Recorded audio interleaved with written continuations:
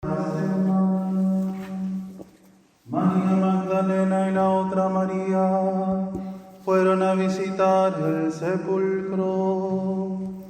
De pronto se produjo un gran temblor de tierra. El ángel del Señor bajó del cielo e hizo rodar la piedra del sepulcro y se sentó sobre ella. Su aspecto era como el de un relámpago, y sus vestiduras eran blancas como la nieve. Al verlo, los guardias temblaron de espanto y quedaron como muertos. El ángel dijo a las mujeres: no teman, yo sé que ustedes buscan a Jesús, el crucificado. No está aquí, porque ha resucitado como lo había dicho. Vengan a ver el lugar donde estaba y vayan enseguida a decir a sus discípulos: ha resucitado de entre los muertos, e irá antes que ustedes a Galilea, allí lo verán. Esto es lo que tenía que decirles. Las mujeres, atemorizadas, pero llenos de alegría, se alejaron rápidamente del sepulcro y corrieron a dar la noticia a los discípulos. De pronto Jesús salió a su encuentro y la saludó diciendo: alégrense. Ellas se acercaron y, abrazándole los pies, se postraron delante de él. Y Jesús les dijo: no teman, avisen a mis hermanos que vayan a Galilea, allí me verán. Palabra del Señor. Gloria y honor a ti, Señor Jesús.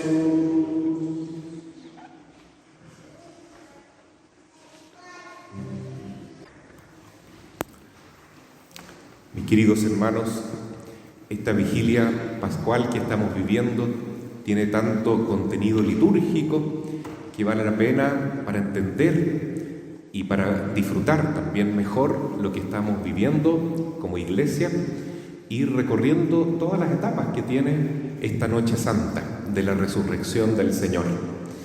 Hemos comenzado la liturgia con la bendición del fuego y encendiendo este cirio pascual que representa a Cristo resucitado, que es la luz del mundo. El fuego es el Espíritu Santo creador, es esa vida divina que Cristo nos regala en este día de la resurrección y que durante 50 días hasta Pentecostés nos vamos a ir preparando para recibirla de modo más plena, con la venida total del Espíritu Santo a la Iglesia. Es el fuego de Dios el que nos da vida, nos da ganas de seguir adelante, de evangelizar, de vivir dando testimonio de Cristo. Luego hemos pasado a esta liturgia de la palabra, que ha sido bastante larga porque se trata justamente de vivir una vigilia para esperar la resurrección del Señor. Pero no esperarla de cualquier manera, sino con fe. Entonces, así como el fuego representa el amor, la caridad, esta segunda parte, que es la liturgia de la palabra, representa el don de la fe, porque la fe se alimenta de la lectura de la Biblia, y en la palabra de Dios encontramos la historia de un pueblo de Dios, un pueblo elegido, que también es parte de nuestra historia. Y en esta historia se nos va revelando, se nos va mostrando Dios, el Señor de la vida, Dios Padre Creador, el Hijo y el Espíritu Santo que tanto nos aman. Hemos pasado por todas las etapas de la historia, ¿no? Desde el inicio, cuando Dios creó el mundo, para indicar, como decía la oración, que la resurrección de Cristo es mucho más valiosa incluso que la creación de todo el universo, porque con la resurrección de Cristo viene una nueva vida, la vida divina a nosotros que somos la parte mejor que Dios ha creado, ¿no? Porque dice que cuando creó al hombre y a la mujer era muy, muy bueno. Después viene algo muy bonito en la época de Abraham, que vivió más o menos en el año 2000 antes de Cristo. Es una lectura impresionante porque Dios le pide a Abraham que sacrifique a su hijo Isaac en el monte Moria.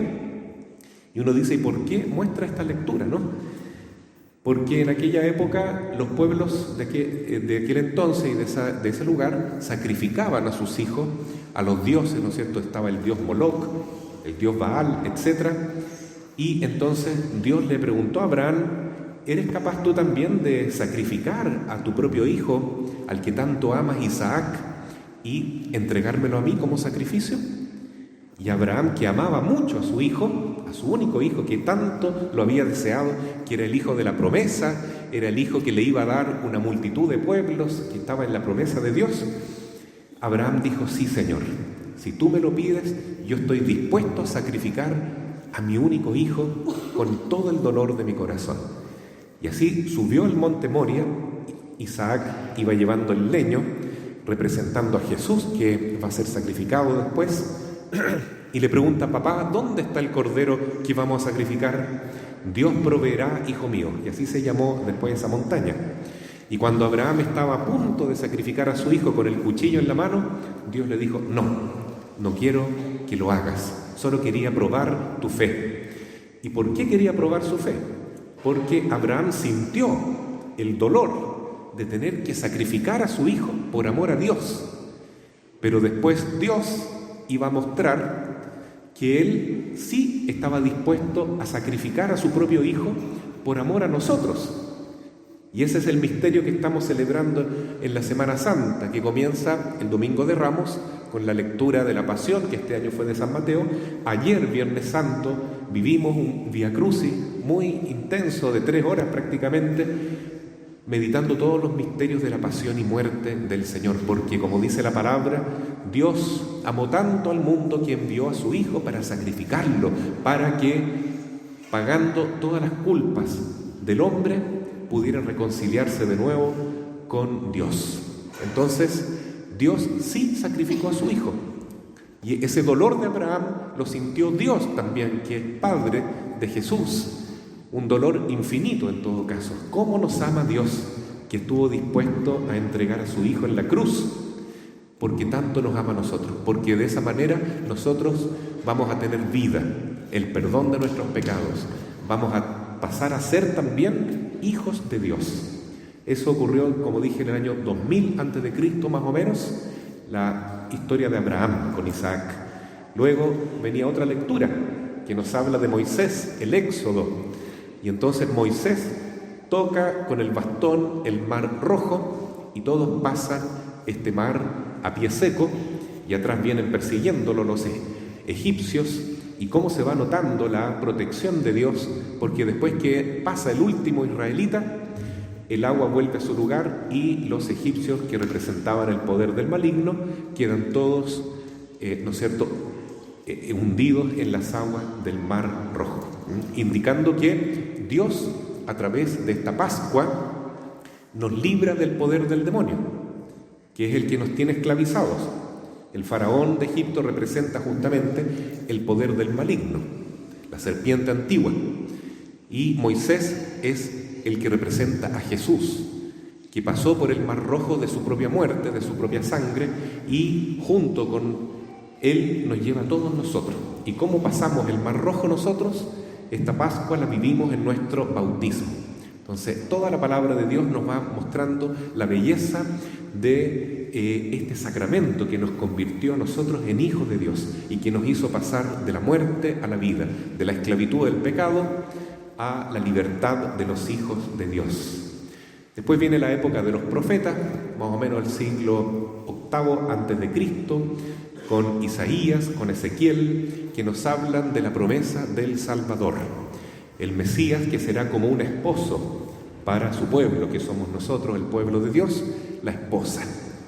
Y entonces dice el Señor: así como tú te portaste mal, yo seré fiel a mi palabra y un día me volveré a reencontrar contigo y nunca más te voy a echar, sino que te voy a cuidar, te voy a limpiar, te voy a proteger. Ezequiel dice: sacaré de tu carne el corazón de piedra y pondré un corazón de carne, derramaré un agua nueva sobre ti y quedarás pura, quedarás blanca como la lana y como la nieve.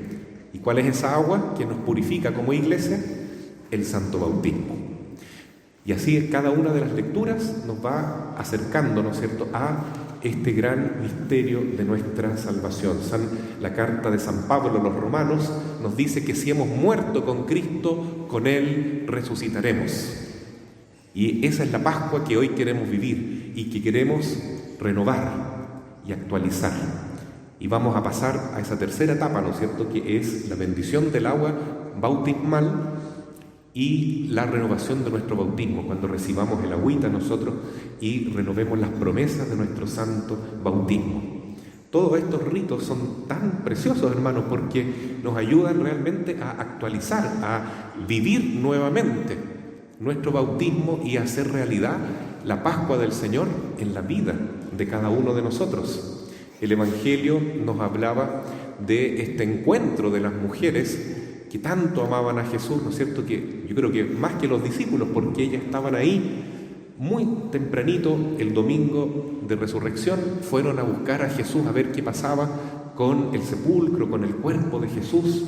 Ellas muy atentas, si estaba el cadáver, querían colocar ahí un óleo, unos ungüentos, unos perfumes, pero se encontraron con que estaba vacío el sepulcro, vacío.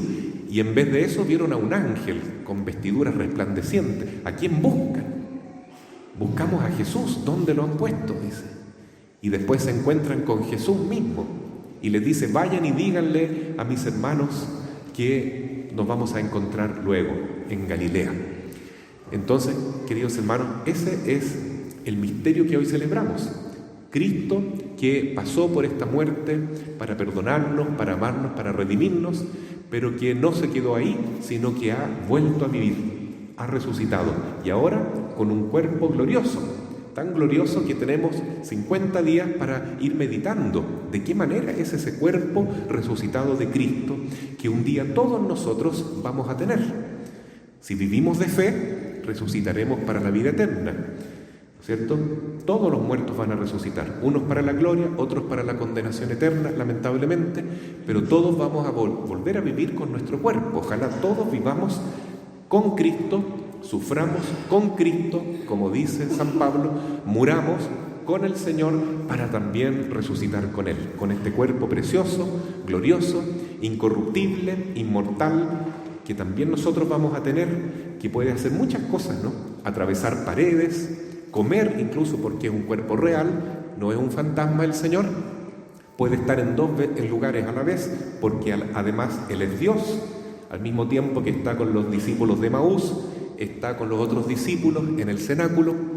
En fin, nosotros no somos Dios, pero nuestro cuerpo es tan grande y tan hermoso en la resurrección que, dice la Escritura, no podemos imaginar cómo será la vida eterna a la que todos estamos llamados.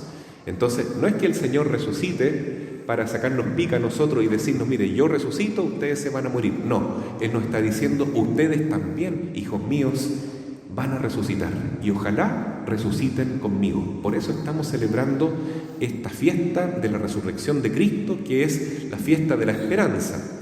Y si en esta liturgia tan larga de la palabra hemos fortalecido el don de la fe, ahora vamos a pasar a bendecir el agua, a renovar nuestro bautismo para fortalecer la virtud de la esperanza, porque la esperanza, como dice nuestro querido Papa, que ya murió, el Papa Benedicto XVI, en un libro que se llama Espe Salvi, Salvados en la esperanza ya es tener el don de lo alto pero todavía no completamente. Es decir, ya tenemos el don de ser hijos de Dios, ya tenemos la gracia de Dios, el Espíritu Santo, la vida de la libertad plena, pero todavía no plenamente.